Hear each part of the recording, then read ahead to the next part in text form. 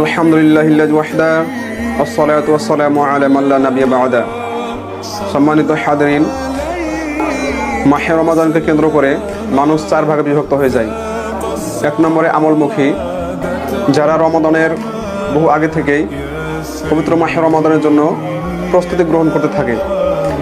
কীভাবে সে মাহে রমাদান আমলের মাধ্যমে কাটাবে, পবিত্র মাহে রমাদানের পবিত্রতা রক্ষা করবে, সে চিন্তায় বিভোর থাকে। দৈনন্দিন জীবনের ব্যস্ততা কমিয়ে পবিত্র মাহে রমাদানের জন্য প্রস্তুতি গ্রহণ করতে থাকে। সুতরাং সে পবিত্র মাহে রমাদানকে ইবাদতের মাস হিসাবে গ্রহণ করে থাকে। 2 নম্বর, রাজনীতিবিদ, যারা রাজনৈতিক পদ্ধতিতে পবিত্র মাহে রমাদানকে গ্রহণ করে থাকে। বড় বড় ব্যানারে আহলান সাহলান মাহে রমাদান, খোশ আমদেদ মাহে রমাদান, অথবা দেশবাসীকে জানায় পবিত্র মাহে রমাদানের লাল গোলাপের শুভেচ্ছা, ইত্যাদি ইত্যাদি। এইভাবে তারা পবিত্র মাহে রমাদানকে রাজনৈতিক কায়দায় গ্রহণ করে থাকে। 3 নম্বর, ব্যবসায়ী, যারা ব্যবসায়ী কায়দায় পবিত্র মাহে রমাদানকে গ্রহণ করে থাকে। রমাদানের বহু আগে থেকেই তারা মাল গুদামজাত করে রাখে। তাদের টার্গেট পবিত্র মাহে রমাদানে বেশি লাভবান হওয়া।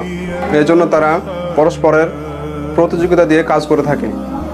সুতরাং তাদের কাছে পবিত্র মাহে রমাদান হলো ব্যবসায়ের মাস, প্রতিযোগিতার মাস, মুনাফা অর্জনের মাস। ফলে তারা ব্যবসায়িক ব্যস্ততায় পবিত্র মাহে রমাদানের বরকত থেকে বঞ্চিত হয়ে যায়। 4 নম্বর, ভোক্তা শ্রেণী, যারা পবিত্র মাহে রমাদানকে স্বাগত জানায় রকমারি আইটেমের ইফতার এবং সুস্বাদু খাবারের মাধ্যমে। কিভাবে নিত্য নতুন আইটেম দিয়ে ইফতার করবে এবং রকমারি আইটেমের সাহারি খাবে, সর্বদা সে ধান্দায় থাকে। এদের শুরু রমজান কাটে ইফতারের আইটেম দিয়ে, আর রমাদানের শেষ কাটে মার্কেটিংয়ের ব্যস্ততা দিয়ে।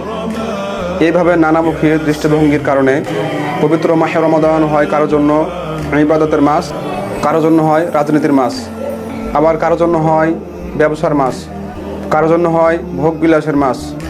অর্থাৎ যে যেভাবে পবিত্র মাহে রমজানকে স্বাগত জানাবে, রমাদান মাস তার সাথে সেভাবে সাক্ষাৎ করবে।